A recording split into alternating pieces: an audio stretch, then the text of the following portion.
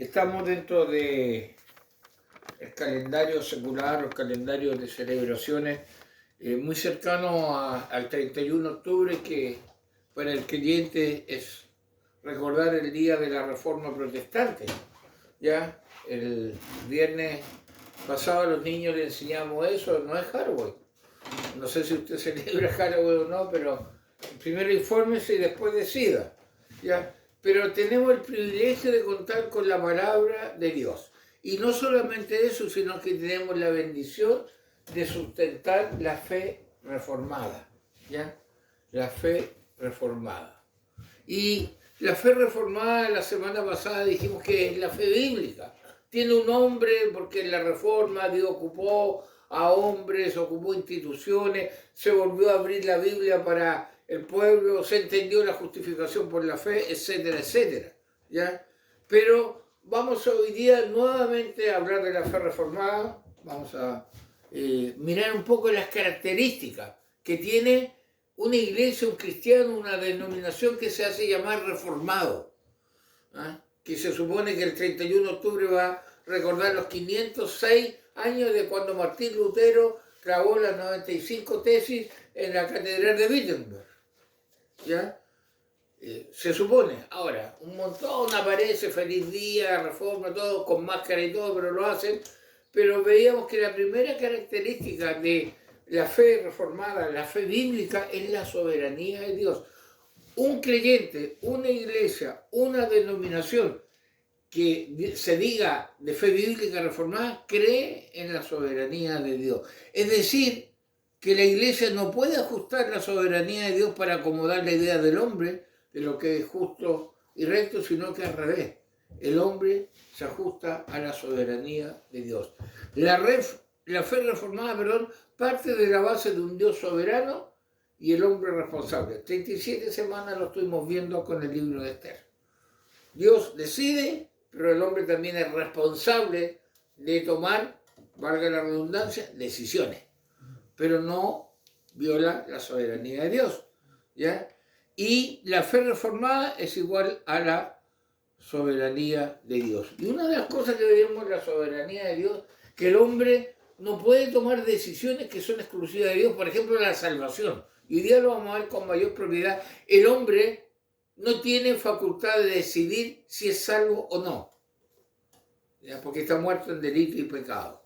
Ahora, la soberanía de Dios es solo una de las muchas características de la fe reformada. Y eso es lo que vamos a ver ahora, un poco más de características. Este mensaje ha sido más temático que expositivo para identificarnos. ¿A qué iglesia va usted? Una iglesia evangélica. Yo paro un poco con el término evangélico, yo prefiero decir que vamos a una iglesia de fe reformada, de fe protestante, histórica y confesional. Y lo he explicado varias veces por qué. Porque encuadro realmente lo que creemos y no este verdadero ensalada de creencias que hay en muchos lados que lo asocian a evangélico.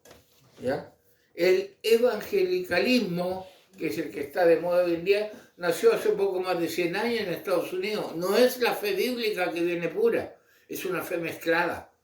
¿Ya? Así que tenemos que tener cuidado con eso. Veamos algunas características que lleva la fe reformada, la fe bíblica.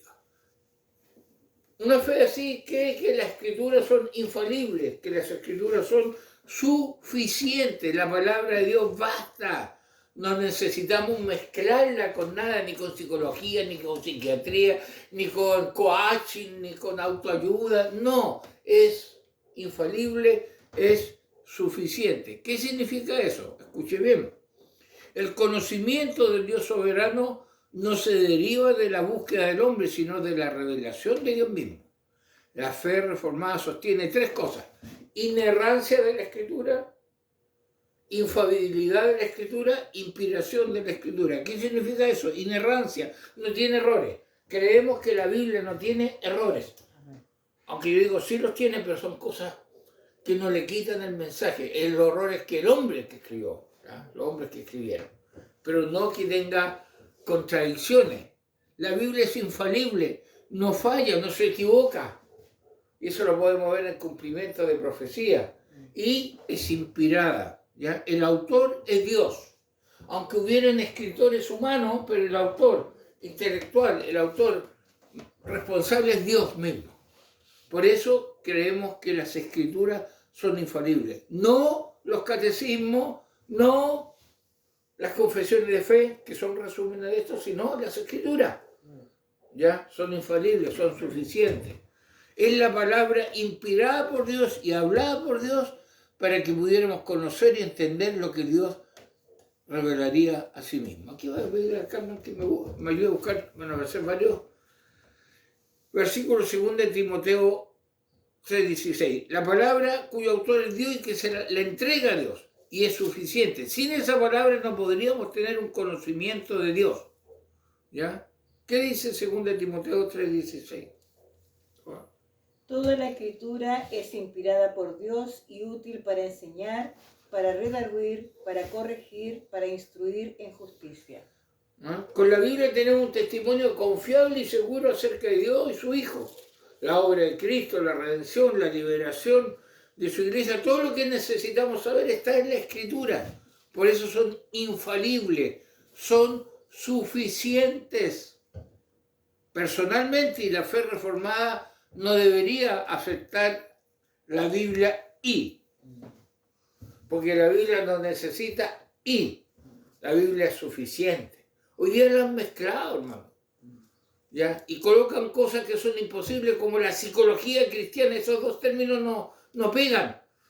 No pegan, nunca van a pegar si es realmente fe bíblica. Uno es humanista, el otro es de un punto de vista bíblico y teocéntrico. Aunque lo acomodan, lo arreglan y le buscan el encaje, pero no. La Biblia es infalible, es suficiente. ¿Usted cree que la Biblia no falla? ¿Usted cree que la Biblia solamente es suficiente para el hombre? Ahora, por favor, aclaro. Si yo me caigo y me quebro un brazo, no necesito un ungimiento, una liberación o un versículo puesto encima. Necesito un traumatólogo.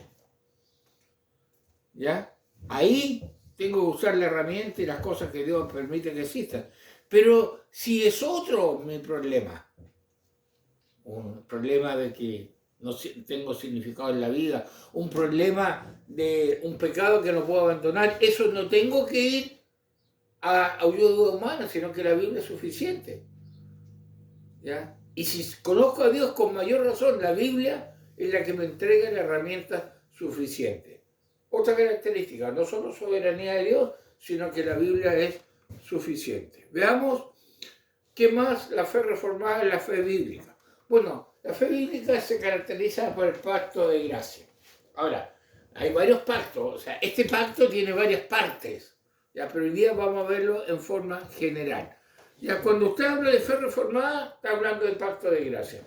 Si su iglesia y su denominación no creen en un pacto de gracia, no es una iglesia o denominación de fe reformada. ¿Ya? ¿Qué es eso? La palabra de Dios muestra que este pacto es unilateral, es decir, establecido no entre dos partes, sino directamente por Dios mismo. ¿Ya? Este pacto que Dios hace con el hombre, no lo hace en conjunto de ya, tú colocas esta condición, no, es unilateral. Yo pongo el pacto, yo lo cumplo. ¿Qué dice Génesis capítulo 15, versículos 17 y 18? ¿Seguro que puede ser? Sí, 15. Y sucedió que puesto el sol y oscurecido. Génesis 15. Debe ser 17. 15. A ver, veamos. 17 pues establecer mi pacto entre ti, mí y ti. Al revés, entonces. 17, 7.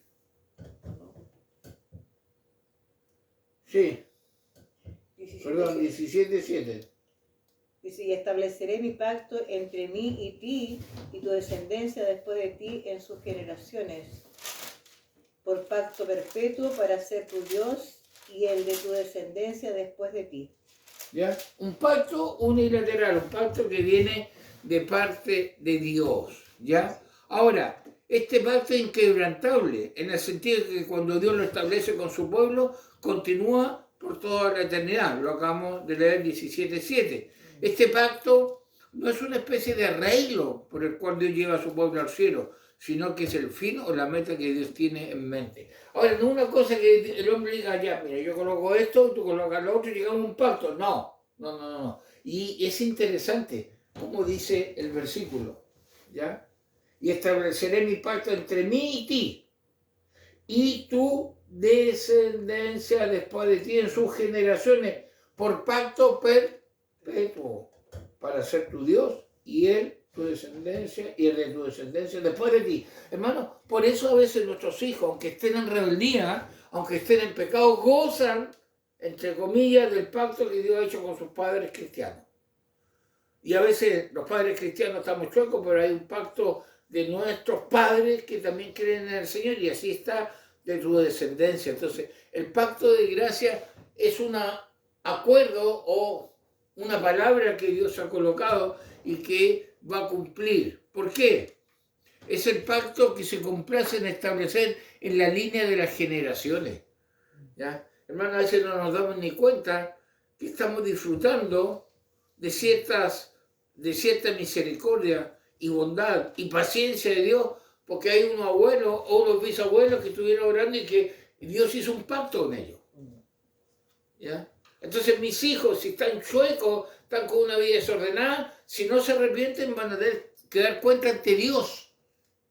Pero hoy día les va bien, comillas, porque hay un pacto detrás, nada más.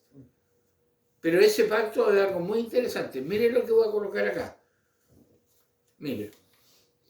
Se ha dicho en verdad, Él recoge, busca, su simiente de nuestra simiente. Y por favor, no todos los nacidos de padres creyentes son parte de ese pacto. ¿Ya? Hay algunos que no son parte del pacto que Dios ha hecho. Aunque sean hijos del hiper, extra, ultra, mega profeta que llegó a Chile trayendo evangelios, no importa. No importa, no todos los nacidos de padres cristianos son parte de ese pacto. ¿Qué dice Romanos 9:13? Escuchemos. Como está escrito, a Jacob amé, más a Esaú aborrecí. Muy bien, muy claro, ya, muy claro en ese aspecto. ¿Qué quiere decir esto? Que la simiente espiritual se salva. Vamos a Romanos 9:7. Dios trae a otros del paganismo, pero luego incorpora también su simiente espiritual al cuerpo de Cristo. Es la simiente espiritual la que se salva. Romanos 9:7, escuchemos, fuerte. Ni por ser descendiente de Abraham son todos hijos, sino en Isaac te será llamada descendencia. Ya, hermanos, no por ser hijo de evangélico, nuestros hijos son evangélicos. Ni porque Dios me llamó a salvación a mí, nuestros hijos son llamados a salvación o por carambola o por efecto colateral son salvos. No, es algo personal. Dios llama en forma personal. Y el pacto de gracia lo dice. ¿Ya? Ahora, algunos nos sacan del paganismo, otros vienen de simiente del pacto directamente. Dios sabe cómo llama. Pero, por favor, no confunda que por ser hijo de cristiano, usted es cristiano. ¿Ya? Ni que porque nuestros hijos son nuestros hijos, Dios están dentro del pacto de gracia o del pacto de misericordia. De eso no lo sabemos. Entonces, este punto es muy, muy importante. Un pacto que hay, ¿ya? Escuchemos lo que dice Hechos 16, del 27 al 33, muy conocido. Escuchen. Despertando el carcelero y viendo abiertas las puertas de la cárcel, sacó la espada y se iba a matar, pensando que los presos habían huido. Mas Pablo clamó a gran voz diciendo, no te hagas ningún mal, pues todos estamos aquí. Él entonces, pidiendo luz, se precipitó adentro y temblando se postró a los pies de Pablo y de Silas. Y sacándolos les dijo, señores, ¿qué debo hacer para ser salvo? Ellos le dijeron, cree en el Señor Jesucristo y serás salvo tú y tu casa. Y le hablaron la palabra del Señor a él y a todos los que estaban en su casa. Y él, tomándolo en aquella misma hora de la noche, les lavó las heridas y enseguida se bautizó él con todos los suyos. Ya, cuando se dice serás salvo tú y toda tu casa, no significa que con uno salvo, todos salvos. No, está diciendo que ahí entra todo el pacto de gracia, la misericordia y las promesas de Dios. Dentro del pueblo del pacto, del pueblo israelita, se ha hablado nosotros, habían inconversos.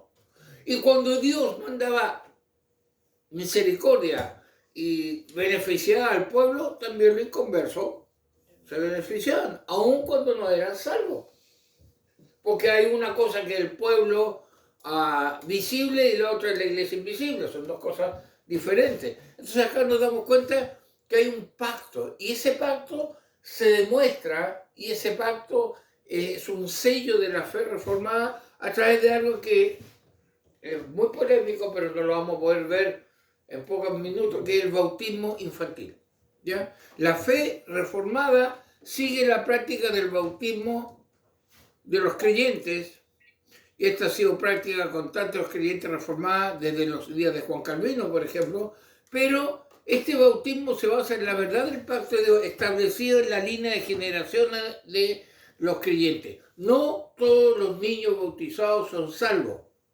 Cuidado con eso. No bautizamos a los niños hijos de creyentes, porque ese es el requisito, para que sean salvos. No.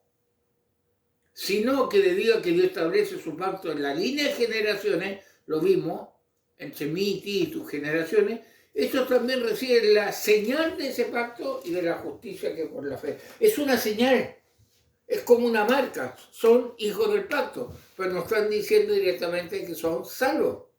¿Ya? Por eso el bautismo de los hijos de creyentes es una señal de la fe reformada.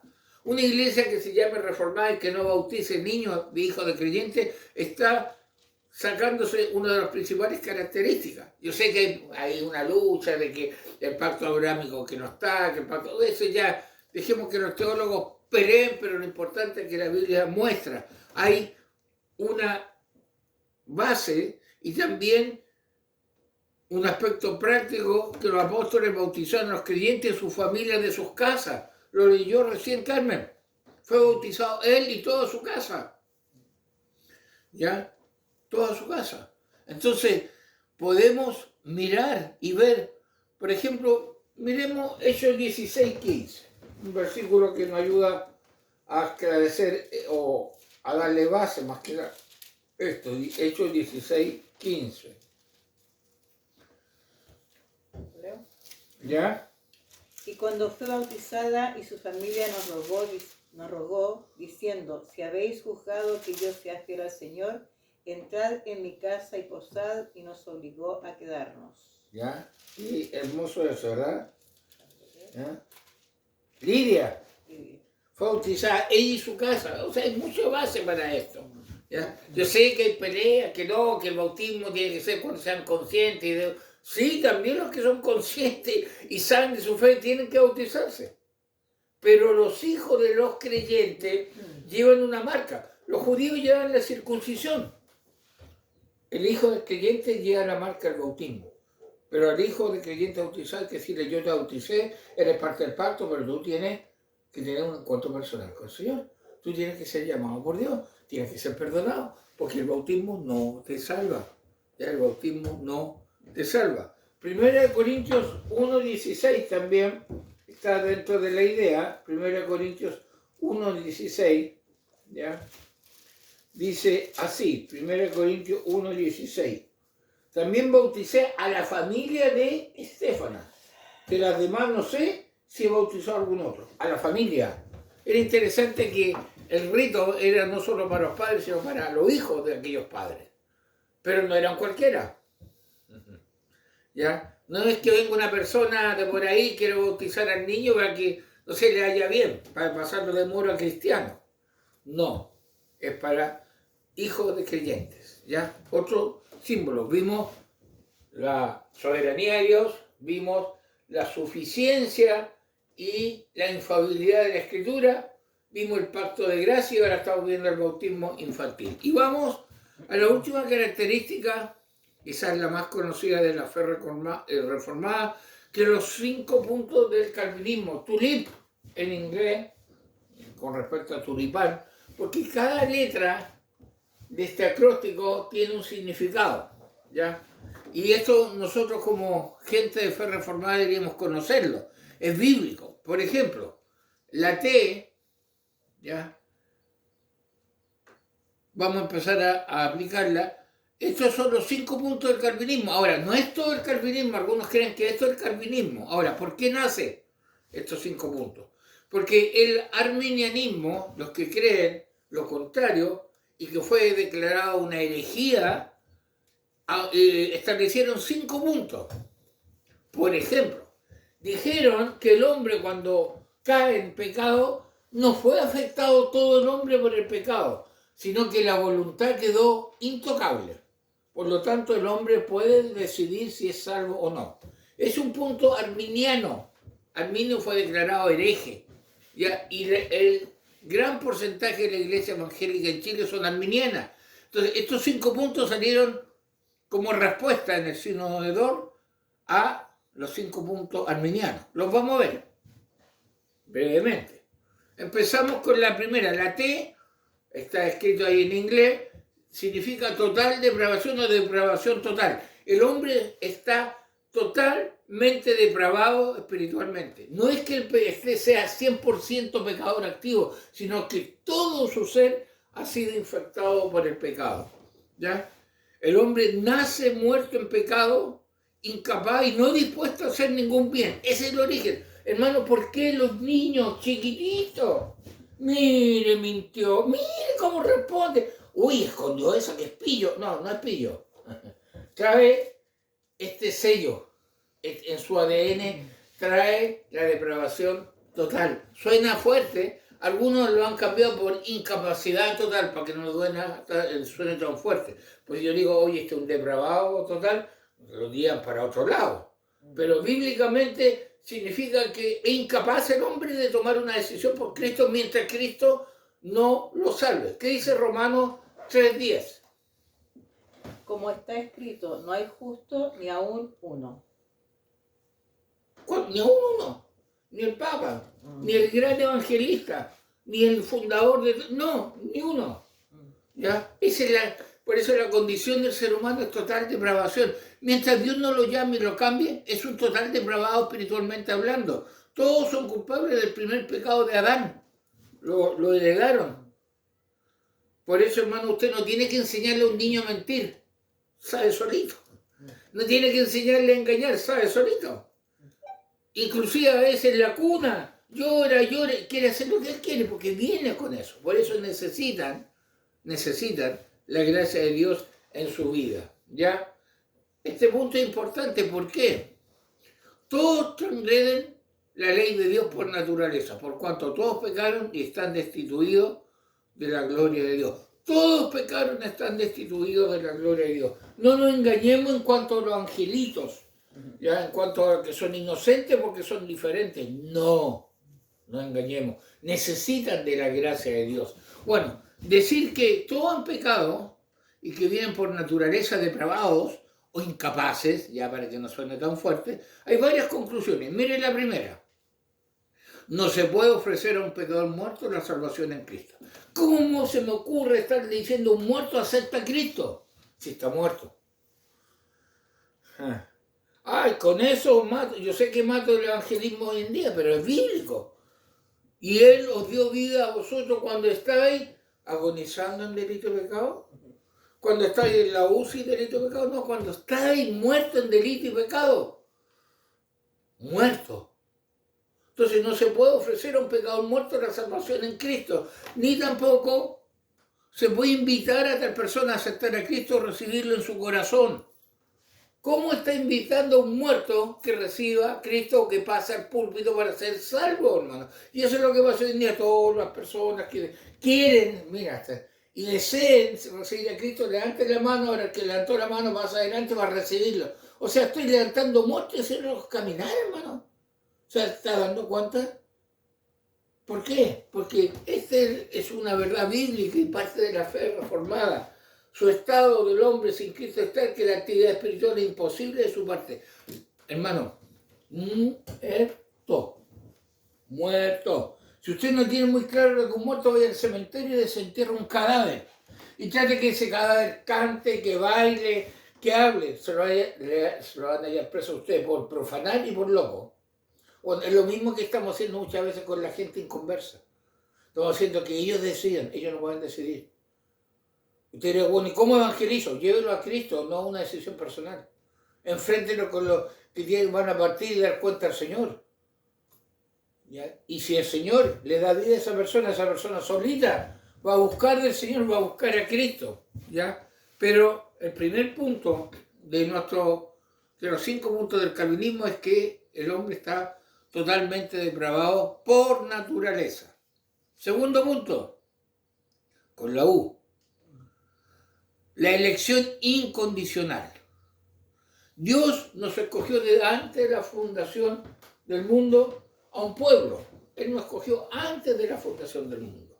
Por lo tanto, junto con este hecho, también Dios ha determinado arrojar a otro al infierno en el camino de sus pecados. A uno lo escogió, a otro no. Ese es el actor de Dios. ¿Por qué escogió a uno y a otro no? No sé. Pero Él los escogió incondicionalmente, que significa todos estaban muertos. Entonces, si tenían un muerto del 1 al 5, daba lo mismo al que escogiera, porque todos estaban muertos. Entonces, ninguno tenía condiciones de vivir, ninguno estaba agonizando, estaban todos muertos. ¿Ya? Ahora, que esta decisión o esta elección eterna e incondicional no fue porque Dios dijo, Fernando va a creer, sino que uno cree porque Dios lo eligió, es al revés. No porque yo iba a creer, me elige, sino porque me eligió, creí. No sé si entiende usted eso. Vamos a Juan 10:26. Yo soy salvo, no porque tenía la condición de ser salvo, sino soy salvo porque Dios primero me dio la condición y de ahí creí. Primero hay que nacer y después se dice que tiene vida. Mientras no nazca, está muerto. Entonces cuando hacemos que los muertos levanten la mano y caminen, estamos creando zombies espirituales. Por eso hay iglesias zombies hoy en día que tienen zombies espirituales sirviendo a Dios. ¿Qué dice Juan 10:26? Pero vosotros no creéis porque no sois de mis ovejas, como os he dicho. Entonces eso es algo que no tenemos que olvidar, ¿ya? Elección incondicional, total depravación, elección incondicional. Vamos tercero, expiación limitada, ¿ya? Cristo muere por los pecados de su pueblo. Ahora, cuando decimos que la expiación es limitada, no es que le falte algo, sino que la expiación es limitada a los elegidos, escogidos de Dios. Dios no murió por todo el mundo. Pero pastor, pare, porque de tal manera amó Dios al mundo. Sí, pero ahí la palabra mundo significa de todo tipo de personas, porque Dios murió por todo tipo de personas, no por todos. Él muere y resucita por los escogidos. Y eso lo dice Mateo 1:21, que es muy interesante y nos tomamos el sentido de cuando va a nacer Cristo, lo que dice el mensaje que está aquí en Mateo capítulo 1, verso 21. Lo que decía el ángel, y dará a luz un niño y llamarás su nombre Jesús, porque él salvará a su pueblo de su pecado, no a todos los pueblos, a su pueblo. Y no se refería solo a los judíos, sino a los escogidos. Entonces la expiación es limitada, solamente tiene efecto en los escogidos. ¿Por qué? Es así como Dios lo designó. Juan 6:44, ¿qué dice? 44. Fuerte. Ninguno puede venir a mí si el Padre que me lo envió no lo trajere, y yo le resucitaré en el día postrero. ¿Ya? Ahora, la eficacia de la salvación alcanza y es suficiente para todos. ¿Ah? ¿Dios puede salvar a todos? Sí, el sacrificio de Cristo es suficiente, pero es efectivo solamente para los escogidos. Amén. Así que Cristo no murió por todos, murió por todos los escogidos. ¿Ya? Ahí la expiación es limitada. O si no, todos se salvan, por hermano. ¿Has sacado esa conclusión? Dios me ayude. Entonces, el tercer punto, expiación limitada. Vamos al cuarto punto, que se refiere a la gracia irresistible. ¿Ya? ¿Qué significa eso? Cuando Dios atrae a su pueblo hacia Él, ellos lo hacen y vendrán. No vienen involuntariamente, sino que voluntariamente. Sin embargo, la gracia es tanto, la obra de Dios es tanto, que es irresistible someterse a Dios.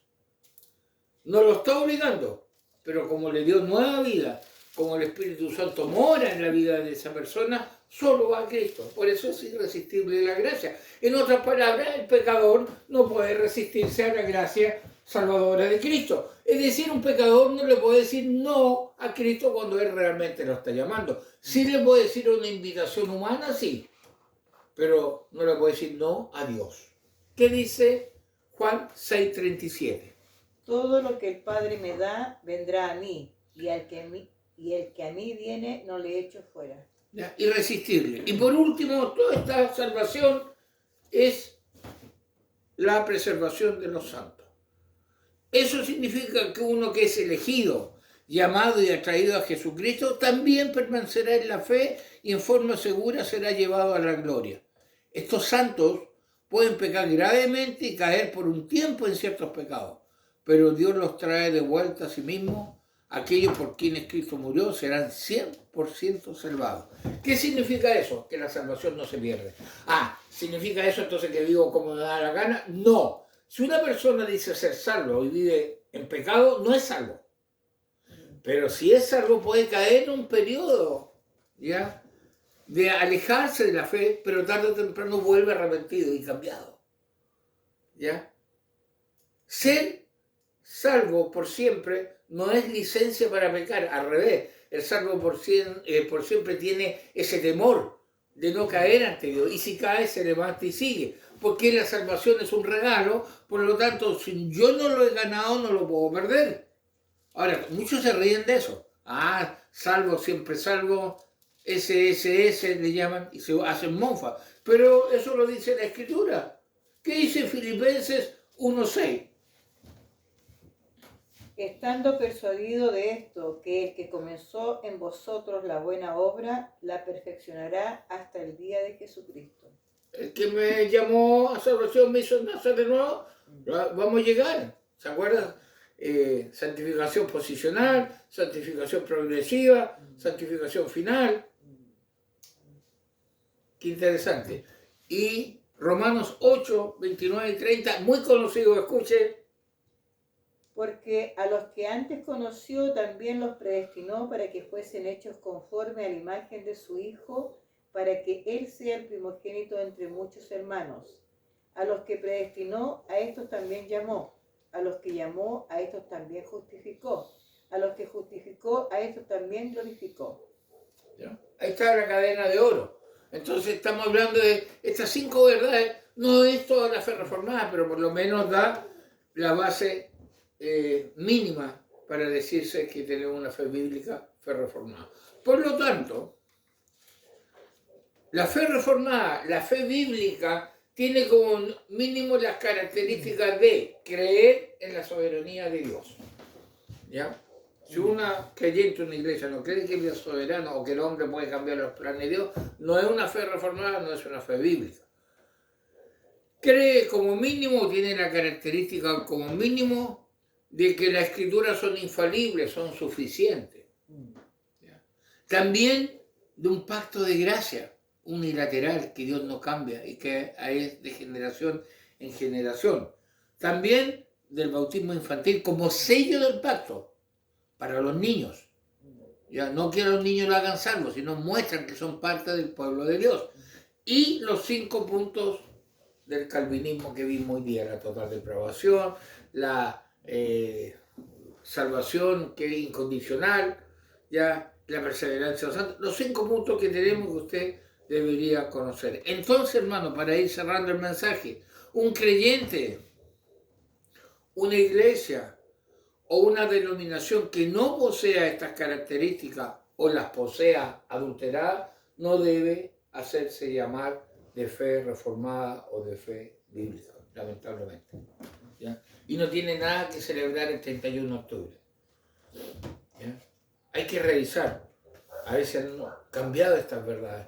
Entonces, hemos estado viendo durante 2 semanas el privilegio de contar con la palabra de Dios, pero también vimos la bendición de sustentar la fe reformada. Hay más cosas. Está el gobierno, por ejemplo, el tipo de gobierno de la iglesia, un presbiterio. Hay varias características más de la fe reformada, vimos las más sobresalientes. Pero ¿por qué hice estos mensajes? Porque estamos por llegar al 31 de octubre, estamos por hablar de un Martín Lutero, estamos a hablar de 95 tesis, estamos hablando de la salvación por gracia. ¿Y somos realmente de fe bíblica, de fe reformada? El Señor nos ayude. Por eso, el día de la Reforma, el 31 de octubre, recordemos las palabras de este monje, que Dios lo llamó a salvación, Martín Lutero. La palabra de Dios, la entera palabra de Dios y nada más, sino la palabra de Dios, es la única autoridad. Padre, gracias por tu palabra y gracias porque nos permite recordar qué significa ser de fe bíblica, de fe reformada, y ayúdanos a mantener estos principios limpios, no adulterados, para tu gloria. Te lo pedimos en el nombre de Jesús. Amén.